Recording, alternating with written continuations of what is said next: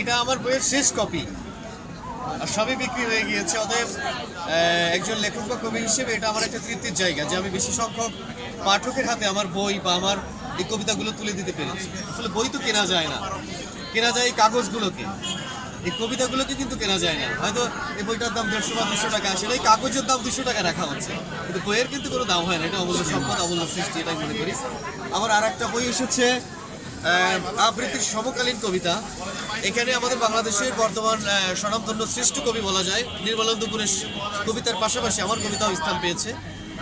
তো এই বইটা একেবারে সদ্য এসেছে, বইটারও আশা করি আপনাদের ভালো লাগবে, পাঠকদের ভালো লাগবে। তো এটাই আমার কথা। বই সম্পর্কে আসলে বেশি কিছু বলতে চাই না। আর বই সম্পর্কে বলতে গেলে আমার পাশে একজন আছেন, আরেকজন বিশিষ্ট লেখক মুস্তাফিজ ভাই, একটু আসেন। মুস্তাফিজ ভাই আসেন, আপনি একটু কথা বললে ভালো লাগবে। মাইক্রোফোনটা স্যারকে একটু লাগাই দাও রাকিব। মুস্তাফিজ ভাইকে আমি কিছু বলার জন্য বিশেষভাবে অনুরোধ জানাচ্ছি। ধন্যবাদ সাহিব ভাইকে। প্রথমেই শুভেচ্ছা জানাচ্ছি ভাষার মাসে, ভাষা শহীদদের প্রতি শ্রদ্ধা জানাচ্ছি এবং যারা বইমেলা এসেছে সবাইকে শুভেচ্ছা। আমি মুস্তাফিজ জুয়েল, আমি একজন রাইটার, লেখালেখি করি।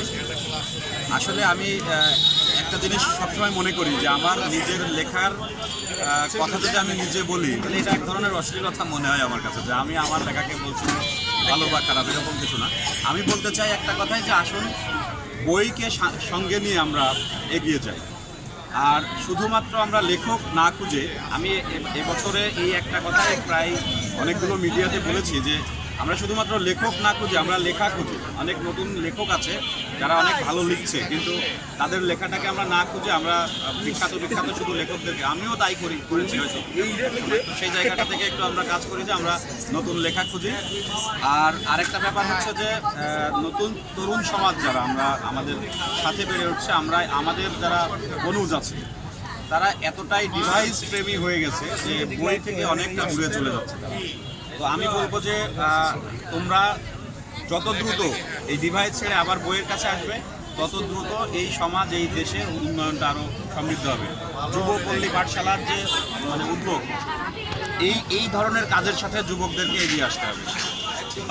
5টা ছেলে যখন যুবপল্লী পাঠশালার একটা টি শার্ট পরে যখন বইমেলার মধ্যে ঘুরছে এবং মানুষকে বইয়ের কথা বলছে, তখন আসলে এই ধরনের কর্মকাণ্ড একটা বইমেলার মধ্যে খুব কমই দেখা যায়। আমি ঢাকা বইমেলাতে এই 1 মাসের মধ্যে প্রায় যাওয়া আসা করেছি, তো সেখানেও আমি এই ধরনের কোনো কার্যক্রম দেখিনি যে একটা গ্রুপ অফ ম্যান যারা মানুষের সাথে যাচ্ছে এবং বই পড়ার কথা বলছে।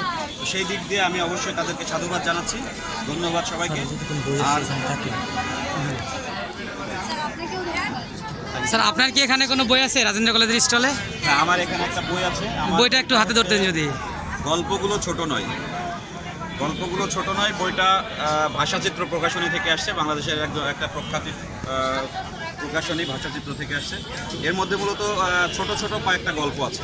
আমি একটু ভিন্ন ফরম্যাটে লেখার চেষ্টা করেছি। এটাও বলতে পারেন যে পাঠককে বইয়ের দিকে আকৃষ্ট করার একটা অন্যরকম চিন্তা, কারণ অনেক বড় বড় গল্প বা বড় বড় বই পড়তে অনেক সময় আগ্রহ হারায়। আমার এই বইয়ের মধ্যে 27টা গল্প আছে, যার প্রত্যেকটা গল্পই 200 শব্দে লেখা। খুব কম সময়ের মধ্যে একটা পাঠক একটা গল্প পড়তে পারবে। তার দাঁড়াচ্ছে কি, যে একটা গল্পের যদি বলি যে ওর বডি বা ওর আকারটা অনেক ছোট, 200 শব্দ পড়তে হয়তো 5 মিনিট লাগবে, 10 মিনিট লাগবে, বাট ওর মধ্যে যে কথাগুলো আমি দেওয়ার চেষ্টা করেছি পাঠক পড়লেই হয়তো বুঝতে পারবে। সেই জায়গাটা হয়তো ছোট নয়, এই জন্যই আমার নামটা দেওয়া হচ্ছে গল্পগুলো ছোট নয়। নামের সার্থকতা এবং গল্পের সার্থকতা পাঠকই হয়তো বিবেচনা করবে, আমি ব্যক্তিগতভাবে বলতে চাই না। ধন্যবাদ সবাই। অনেক ধন্যবাদ স্যার।